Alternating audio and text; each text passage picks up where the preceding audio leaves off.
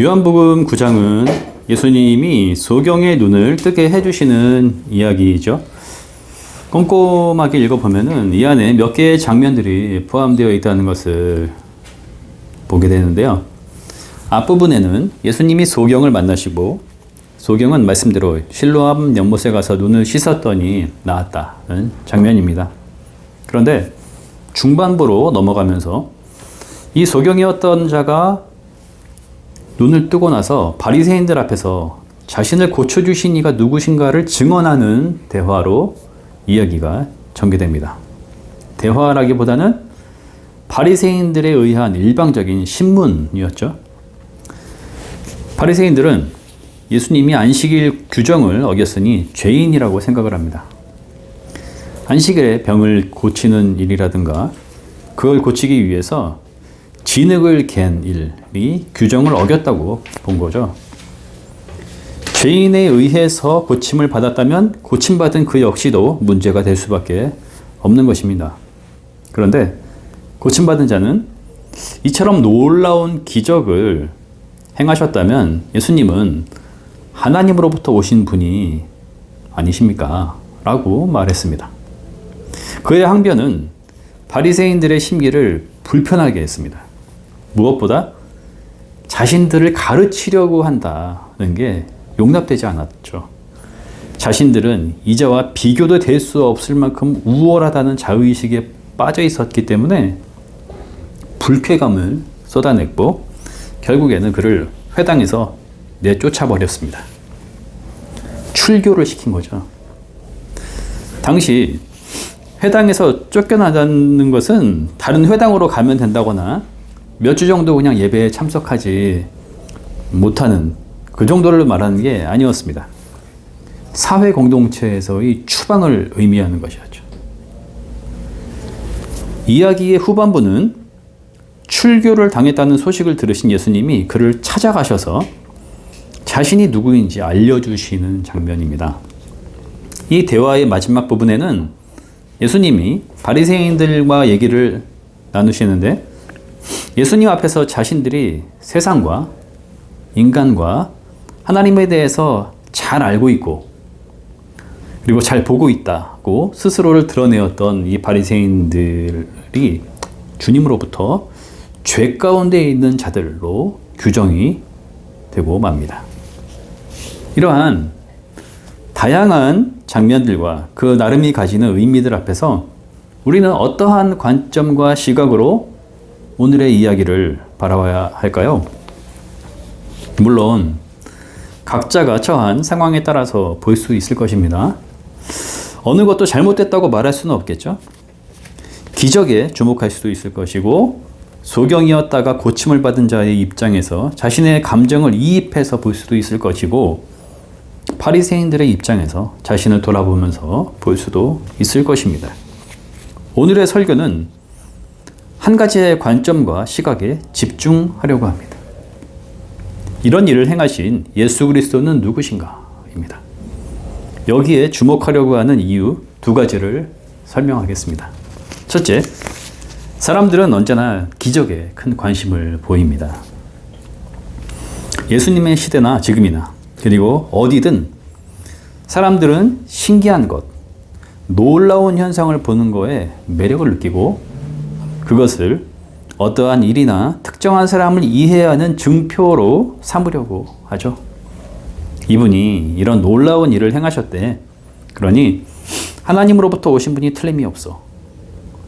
본문이 전개되는 맥락에 깔려있는 등장인물들의 사고 속에는 이러한 이해가 바른가 그른가의 대립이 전제되고 있습니다.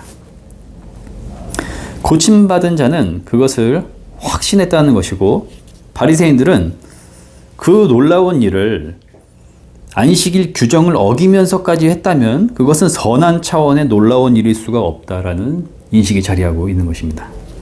그런데 요한복음은 그것이 얼마나 대단한 기적이었는지에 대해서 크게 신경 쓰지 않습니다.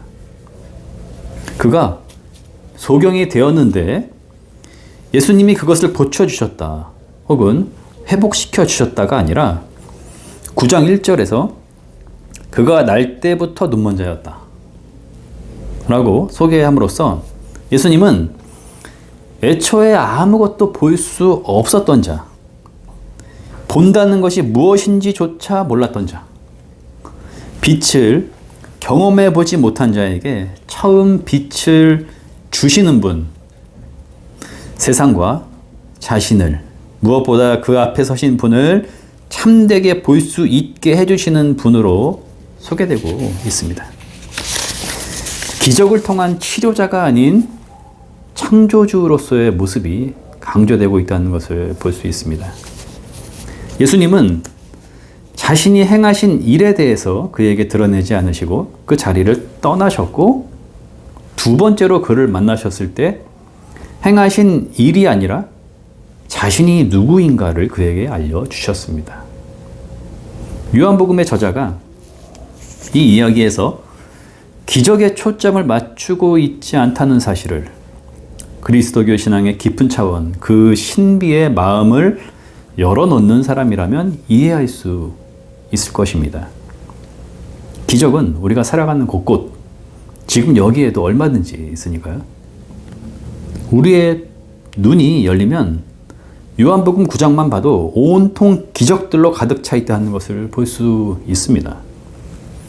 예수 그리스도, 곧 하나님이 육신을 입고 눈먼 자와 바리새인들 앞에 서 계신 것, 그것이 얼마나 큰 기적입니까? 하나님이 말씀하시고 손으로 한 인간을 만지시고 진흙을 개어서 그에게 바르신 일은 너무나 놀라운 일이 아닙니까? 세상과 모든 생명들의 빛이라고 하신 예수님이 대부분의 사람들의 눈으로는 그 생명의 빛이 인식되지 못했지만 사실 그들 앞에 참되게 생명의 빛으로 서 계셨다는 것도 신비롭습니다. 자신들의 율법 준수를 통해서 영광을 돌리고자 했던 하나님이 지금 그들 앞에 서 있음에도 불구하고 전혀 알아보지 못하고 도리어 당신은 하나님 앞에서 죄인이다 라고 말하는 이 바리새인들의 모습도 기적 같은 일이 아닐 수가 없습니다. 이 다양한 관점 중에 예수 그리스도는 누구신가에 주목하려는 또 다른 이유는 그것이 성경이 우리에게 드러내고자 하는 목적이기 때문입니다. 기적을 어떻게 바라보느냐, 또는 눈을 뜨게 된 자의 입장, 바리새인들의 입장으로 본문을 바라보게 될 때 나는 그 기적을 통해 예수님을 인정할 수 있는가? 나는 믿음의 점진적인 도약을 하고 있는가? 바리새인들처럼 마음이 완고해진 것은 아닌가? 이러한 질문들을 할 수도 있고 자아 성찰을 할 수도 있겠죠. 이러한 것들은 내 신앙에 유익을 줄 수 있겠지만 성경이 우리에게 말하고자 하는 참된 의미인 하나님이 우리에게 예수 그리스도를 통해 어떻게 다가오셨고 무슨 일을 하셨으며 그것이 초기 기독교인들과 오늘 우리에게 어떠한 의미를 주는가, 궁극적으로 예수 그리스도는 누구신가? 라는 중심 관점을 놓치게 할 수도 있습니다. 본문을 읽을 때 큐티식으로 길들여진 관점을 넘어서야 하는 경우들이 많다고 생각합니다. 나로부터 예수 그리스도를 이해하려고 하고 신앙을 정의하려고 하는 태도들은 나의 현재 상태와 수준에 따라서 너무 많은 것들을 요구하거나 나의 세계관을 넘어서지 못함으로 인해서 신앙의 편협한 수준에 스스로를 가두게 할 수 있습니다. 우리에게 중요한 것, 필요한 것은 성경을 통해 증언되고 있는 예수 그리스도 앞에 우리를 세우는 일입니다. 그때 우리는 주님의 말씀을 듣게 되고 보게 되는 것이니까요. 우리의 마음을 열고 귀를 기울일 때 말입니다. 오늘의 이야기에서 예수님은 그를 2번 만나셨습니다. 첫 만남이 시작되는 1절은 이렇게 시작되고 있죠. 예수께서 가시다가 날 때부터 눈먼 사람을 보셨다. 눈먼 자는 어제도 그리고 1년 전에도 늘 머물던 자신의 공간, 자신의 세계인 암흑 속에 그저 앉아 있었을 뿐입니다. 그는 자신의 모습이 어떠한지, 얼마나 처량하거나 비참한지도 보지 못하는 자, 날 때부터 볼 수 없었기에 그저 앉아서 구걸하는 것이 자신이 경험한 세계의 모든 것인 그런 자였습니다. 그를 예수님이 가시다가 보게 된 것이죠. 주변 사람들, 그리고 오늘 우리들도 그가 얼마나 불쌍한지 동정할 수 있지만 정작 그 자신은 스스로를 불쌍하다고 여겼을까요?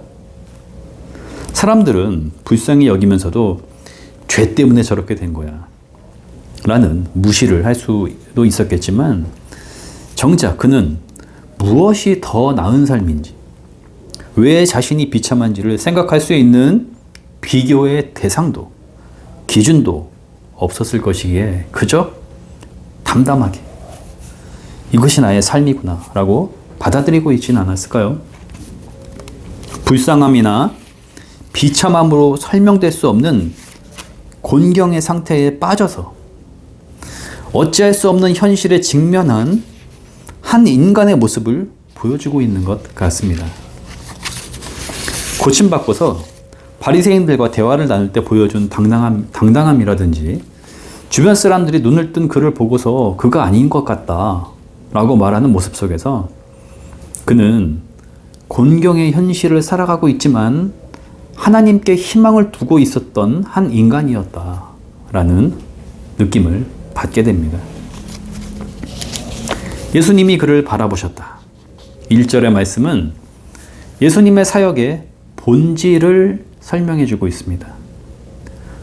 예수님은 우리를 보시는 분이시죠. 인간의 곤경을 외면하지 않으시고 먼저 찾으시며 깊이 바라보시는 분이십니다. 주님은 바라보는 것으로 그치지 않으십니다. 위험과 희생 앞에서 본다는 것을 그저 감상주의의 태도로 일관해버리는 현대인들의 유약함과 무관심과는 달리 우리 주님은 그것을 그냥 지나치지 않으시고 다가오십니다. 주님은 그 앞에 서셨습니다. 나는 세상의 빛이다. 말씀하시고는 땅에 침을 뱉어서 그것으로 진흙을 개어 그의 눈에 바르셨습니다. 제가 본문을 묵상하며 가장 유심히 감동을 받으며 바라보게 된 장면이 바로 6절입니다. 여러분도 한번 상상을 해보십시오. 태양이 뜨거운 낮, 흙 위에 앉아서 앞을 보지 못한 채 구걸하고 있는 한 인간 앞에 예수님이 다가오십니다. 그 앞에서 온 우주를 담고 있는 말씀을 선포하시죠. 나는 세상의 빛이다. 저는 이렇게 말씀을 듣게 되는 것 같습니다. 나는 세상을 비추고 모든 생명을 빛으로 채우며 보지 못하는 것들을 열어서 보게 하는 참 빛이다. 내 앞의 이 소자에게도 나는 빛이다. 주님은 곧 그에게 시선을 맞추셨고 자신의 호흡과 침과 진흙이 그분의 손에서 개어지기 시작합니다. 그리고 한 작은 소자의 눈에 붙여지죠. 그 소자는 당신은 누구십니까? 나에게 왜 이런 일을 하십니까? 라고 묻거나 그 자리를 피하지 않습니다. 아니, 그럴 수 없었죠. 하나님의 영광을 진실하게 대면하게 될 때 인간은 경외감으로 엎드릴 수밖에 없기 때문입니다. 예수님이 두 번째로 그에게 찾아오셨을 때, 눈으로 직접 볼 수 있었을 때 38절은 이 사실을 명확히 보여주었죠. 그는 예수께 엎드려 절하였다. 6절에서 주님이 보여주신 모습은 창조의 하나님이 인간을 만드신 모습, 창세기를 연상하게 해줍니다. 아니, 그대로 보여주고 있습니다. 바라보시고 다가가시고 빛이 있으라 선포하시면서 창조를 시작하신 하나님, 자신의 생기와 흙으로 인간을 만드시며 보시기에 좋았다라고 말씀하신 하나님의 모습 그대로를 지금 보여주고 계십니다. 하나님으로부터 보내심을 받은 예수님은 그에게 보냄을 받았다라는 의미를 가진 실로암이라는 연못에 가서 씻으라고 말씀하셨고, 그 말씀대로 행한 소경은 눈이 열리게 되었습니다. 7절은 눈을 뜨게 되었다, 고침받게 되었다 라고 쓰지 않고 눈이 밝아져서 돌아갔다 라고 기록하였습니다. 예수님이 그를 만나시는 첫 장면에서 예수님은 누구십니까? 인간을 바라보시는 분, 돌아보시는 분, 그냥 지나치지 않으시는 분, 다가와서 창조의 빛, 온 세상의 빛, 인간의 생명의 빛이 자신에게 속한 것임을 선언하시는 하나님. 생기와 온기와 접촉으로 우리를 만드시고 고치시는 하나님이십니다. 예수님이 두 번째로 그를 만나시는 장면은 마지막 부분입니다. 그 사이 고침을 받은 자와 바리새인들 간의 대화가 있었고, 그가 예수님이 하나님으로부터 오신 분이십니다 라고 고백하였기 때문에 그는 회당에서 쫓겨나 출교로 내쳐지는 곤경에 빠지게 되었습니다. 그는 보게 되었지만 현실은 바닥으로 떨어지고 말았죠. 고침을 받았기 때문에 예배드릴 수 있었지만 회당에 출입하지 못하게 되었고, 인간 관계에서 배제되었으며 사회가 제시하는 인간다운 삶을 살지 못하는 자가 되어버렸습니다. 출교가 무서운 건 하나님께 예배하는 자리에 참여할 수 없으므로 하나님의 자비에서 떨어져 나간 인간이 되는 것을 의미하는 것이었기에 인간을 가장 두렵게 한다는 점이었습니다. 하나님 신앙이 삶의 근본인 사람들에게 하나님께 버림받는다는 것은 삶이 부정되는 것을 의미하죠. 예수님은 그가 출교로 내쳐졌다는 소식을 들으시고 그를 찾아가셨습니다. 그리고 그에게 물으셨습니다. 내가 인자를 믿느냐? 이 말은 너는 하나님이 세상에 보내시는 심판자이며 치료자인 메시아를 신뢰하는가? 이러한 물음이었습니다. 이 물음에는 더 깊은 차원의 의미가 담겨 있었죠. 너는 종교 지도자들인 바리새인들로부터 출교를 당해 하나님께 버림받은 자가 아닌 하나님이 보내시는 심판주를 기다리는 자, 곧 하나님 신앙 안에 있는 자라는 것을 붙들고 있느냐? 라고 말씀하시는 우리 주님의 사랑의 음성을 듣게 되는 것이었습니다. 그는 대답합니다. 선생님, 그분이 어느 분입니까? 내가 그분을 믿겠습니다. 하나님의 창조의 손길을 직접 느낄 수 있었고 그 능력으로 새 창조된 빛을 얻은 그는 사회적으로 찍힌 낙인이 어떠하든, 자신을 향한 비난과 무시가 어떠하든, 내일의 염려가 어떠하든 개의치 않고 자신은 하나님이 보내시는 그분을 신뢰하고 있으며 그분이 어떤 분이신지 알고 싶다라고 대답할 뿐입니다.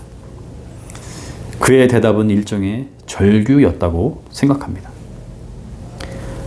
하나님을 대면하는 인간은 이제 그분을 찾을 수밖에 없음을, 그것이 인생의 가장 시급한 문제임을, 사회적으로 인정받는 일과 하나님을 찾는 열망, 이 둘은 비교될 수 없는 차원이라는 것을 확실하게 보여주고 있습니다.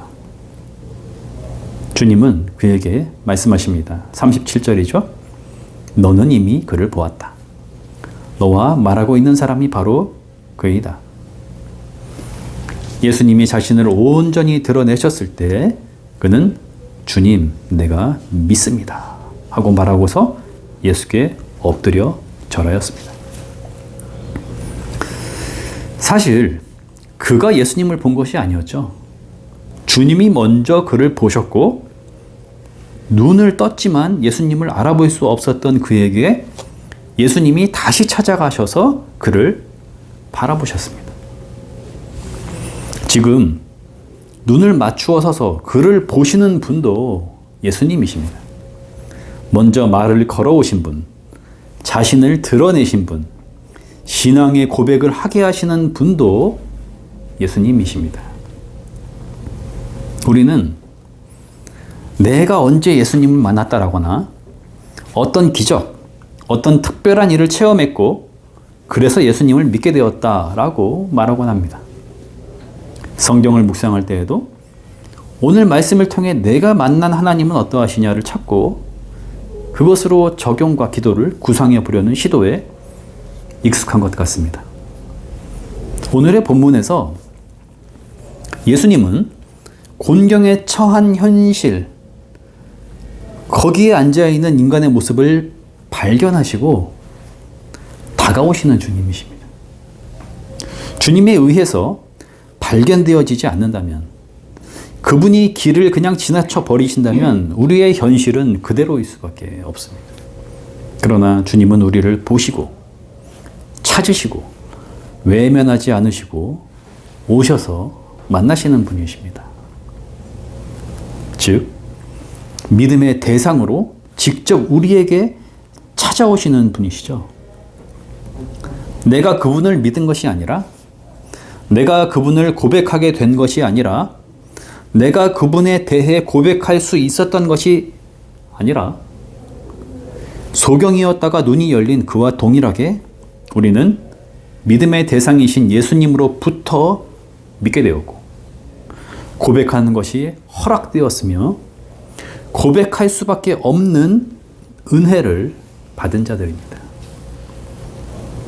오늘의 본문은 철저히 예수 그리스도 자신이 그 자신의 힘으로 인간에게 다가오셔야만 한다라는 것을 보여주고 있습니다. 그러한 주님을 볼 수 있게 된다는 것. 그래서 우리에게 언제나 다가오시는 예수 그리스도 앞에 우리의 영혼과 마음을 온전히 열어놓는 것.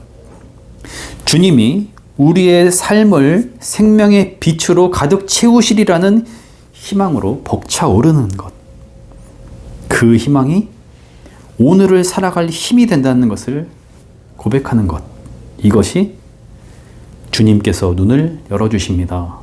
라는 오늘 우리의 신앙 고백이 가지는 의미일 것입니다. 아멘.